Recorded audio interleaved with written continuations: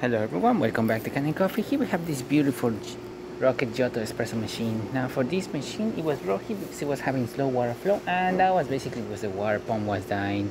This water pump is from 2016 and this machine being used quite a lot, so we just replaced the water pump. Yeah, that's what we did. We replaced the water pump and we're gonna test it out now, starting with one shot of espresso.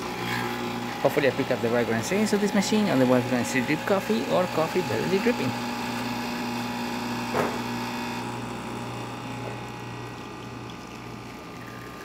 As you can see, nice steady stream coming out of the machine. Probably should have tampered just a tiny bit more harder just to get that perfect flow coming out of the machine. But as you can see, we're extracting crema, it's pulling out good, and that's a great quantity for the shot. As you can see, we're having crema. Looks great.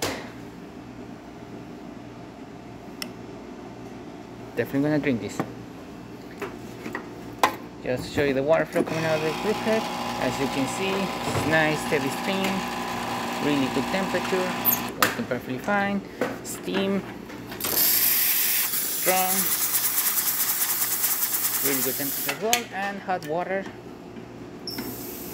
working excellent. Look at that flow.